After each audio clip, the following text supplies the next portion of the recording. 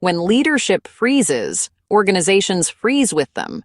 Projects stall, teams lose confidence, and momentum dies quietly before anyone realizes why. Most people think indecisive leaders are slow because they're cautious, or because they're perfectionists, or because they overthink. But in workplace psychology, indecision has almost nothing to do with personality. It has to do with pressure, cognitive overload, and the brain's instinct to avoid risk when the stakes feel high.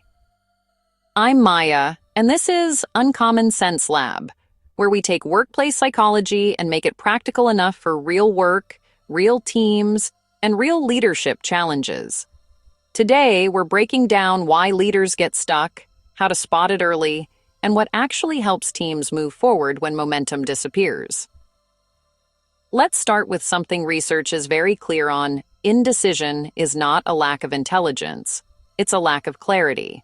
When leaders freeze, it's usually because they're holding too many competing variables in their head at once. Too many possible outcomes, too many possible reactions, too many unknowns. This overload creates what psychologists call decision fatigue. And once decision fatigue sets in, even simple choices feel heavy. This is how leaders slip into what's known as analysis paralysis, not because they want to overthink, but because their brain is trying to protect them from making the wrong move. And here's the tricky part. Indecisive leadership rarely announces itself. It shows up quietly in the day-to-day. You'll see signs like long meetings that end with no decision, projects paused for one more review, teams waiting for approval that never comes, or priorities that shift so often no one knows what urgent means anymore. These aren't personality quirks. They're behavioral symptoms of leaders who are overwhelmed. And when leaders are overwhelmed, teams start absorbing that uncertainty. People hesitate. Ownership blurs. Confidence drops. The organization moves slower not because employees aren't working, but because no one knows what direction is actually safe. Research shows that teams don't need perfect decisions from leaders. They need movement, they need clarity, they need someone to reduce the cognitive weight so they can focus on execution instead of guessing. So if you're a leader or you work with one who's frozen, here are 3 psychological anchors that help break the stall. First, reduce the decision down to one question. Indecisive leaders usually try to solve everything at once, but the brain handles complexity better when it narrows the scope.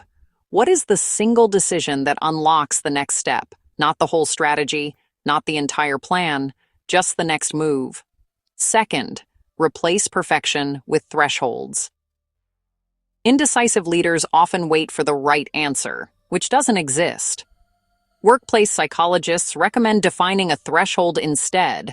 What needs to be true for us to move forward? Once that threshold is met, the decision becomes executable instead of theoretical. Third, shorten the time horizon. When decisions feel tied to long-term outcomes, leaders freeze under the weight of what if.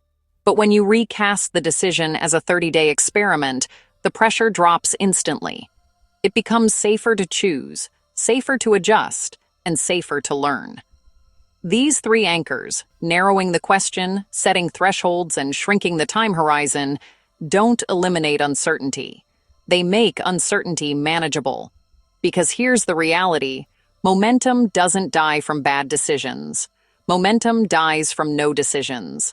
And most teams don't need leaders who know every answer. They need leaders who can create direction when the path isn't obvious.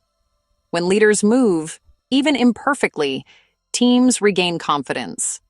Psychological safety increases, execution becomes smoother, and the entire organization feels lighter, because clarity is one of the strongest motivators we have at work. I'm Maya, and this is Uncommon Sense Lab. If you found this helpful, stay tuned for our next episode, where we break down the psychology behind leaders who make fast, high-quality decisions, and how you can build those habits too.